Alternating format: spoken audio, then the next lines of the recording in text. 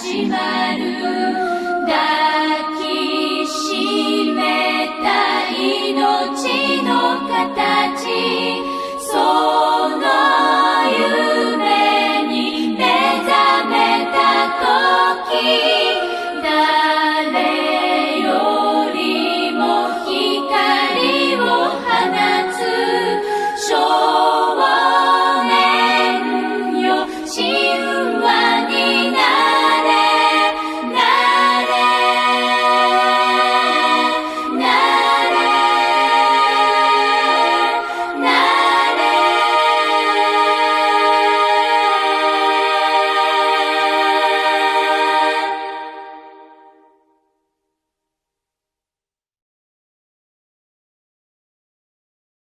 Before we begin, I'd like to extend my thanks towards all of you who have watched the video preceding this one. You all had some very kind words to share, and for that I cannot thank you enough, whether you arrived from Reddit or you're simply one of my subscribers. Thank you all. And now without further ado, let's begin. In the last video, I briefly mentioned my opinion on pretentiousness and its association with Eva. I stated that while I believe at times the original series delves into that territory, the end of Evangelion is in no way close to reaching a level of pretentiousness. I can take preachy, but in my own personal opinion, the end of Eva is devoid of pretentious substance. So why do I think this, and what does all of this mean to me? Well, today, that's what we're going to find out.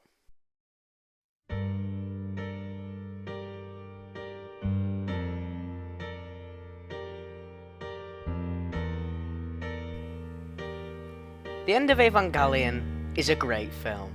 A fantastic film. In terms of a finale to Neon Genesis Evangelion, it's downright perfect. This is a movie that not only knows wholeheartedly how to end its own series, it's a movie that stands by itself as the greatest anime movie ever created, at least in my opinion.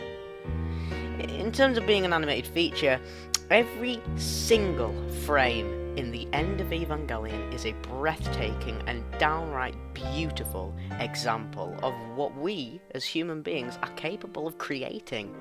This is art. Art that contains some of the most creative, haunting and awe-inspiring series of images ever put on film. Even when taken out of context, these stills are worthy of being framed. It's an absolute magnificent piece of artistry that I've yet to see be overthrown. Not to mention the animation itself, putting films even released today to shame. And this is coming from a studio that was very nearly on the verge of bankruptcy. The animation is fluid, crisp, and most notably, it has a certain weight, a certain feel to it. And this is most prominent in Asuka's fight with the mass production Evas. This battle has such impact. You can almost feel the punches Asuka delivers and the blows she receives. The way it's animated looks exactly like how I would imagine an actual giant robot would do battle.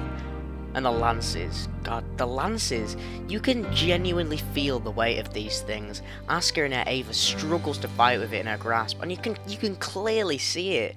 This is sheer mastery in filmmaking that I've never had the luxury of seeing before. Well, I'm getting carried away at this point for my love of this movie. Let's move on, shall we?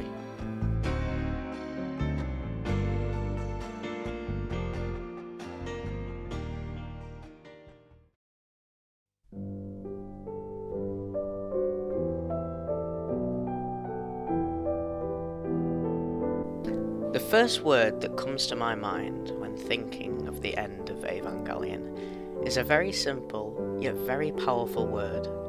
Beautiful. The end of Eva, to me, is one of the most sensually pleasing pieces of human creation ever.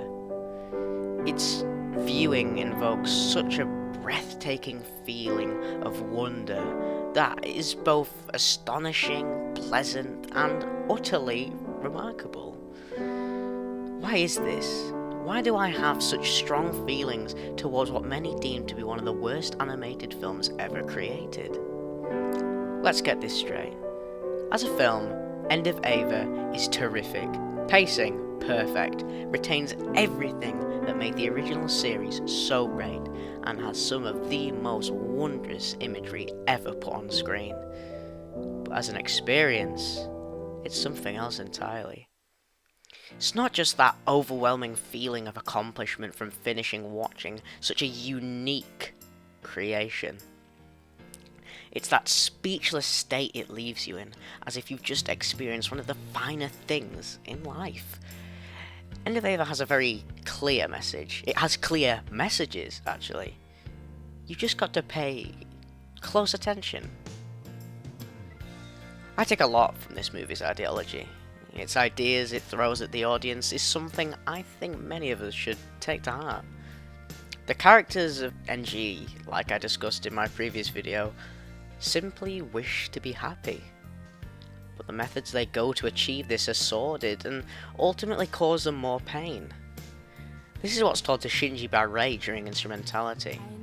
Becoming a collective being where everyone understands each other and there are no barriers to stand between us is quite simply artificial happiness.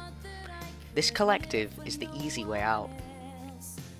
Shinji, who has suffered so much for the entirety of Neon Genesis Evangelion, finally comes to realise the message of this entire franchise. If you are alive, you will always have the chance to be happy.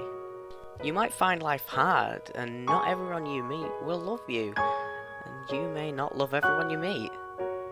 But when you're alive, there is always hope. Abandonment, betrayal, sadness, these are all parts of life, and they exist to make us stronger. But for some, it can hurt too much. But the thing to remember is, you can still love, because you are alive, and it is proof that you're strong, that you simply exist. The story of Shinji Ikari is a wonderful thing to behold. It's the perfect hero's conquest. His quest to achieve happiness and to find purpose brought him his fair share of pain. I just felt pain when I existed in that reality. So I thought it was alright to run away. But there was nothing good in the place I escaped to either. Because I didn't exist there. And so no one existed. But in his journey, he's been introduced to the people he'd come to love the most. His pain transformed into happiness. Shinji chose a world of pain, but it was the real world. And in this real world, he must finally make the choice to let go.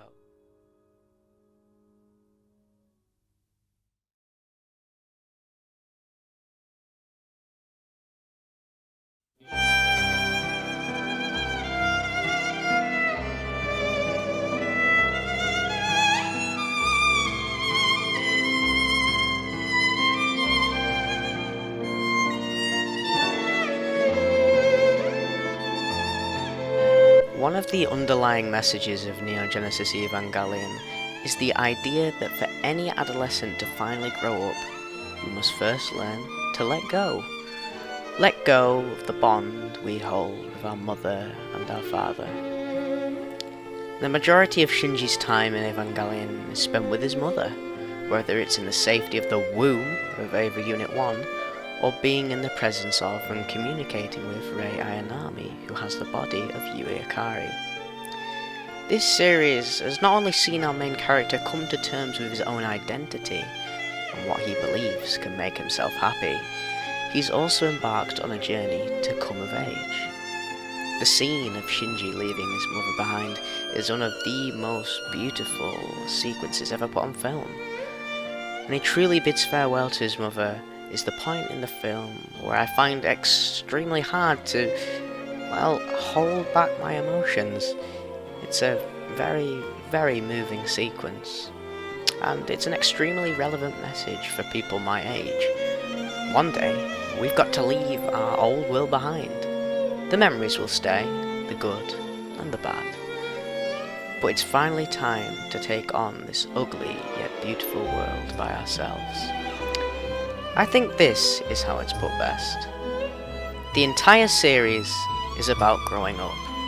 And in the final scene, we see the conflicted feelings that come when one actually does grow up. It's hard to reach out to people. It's hard to live on your own. But we have to do it. It's the cycle of life. As one world ends, another begins.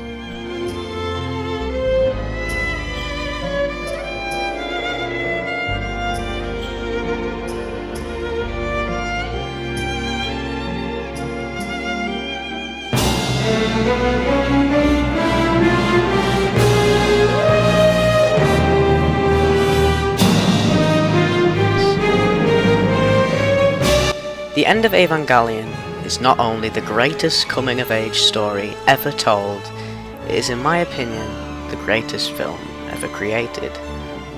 This is my favourite movie, and nothing I've ever viewed has touched End of Eva in terms of imagery, music, creativity, practically everything. This is a film that helps me when I'm feeling down. This is the film I turn to when I need advice.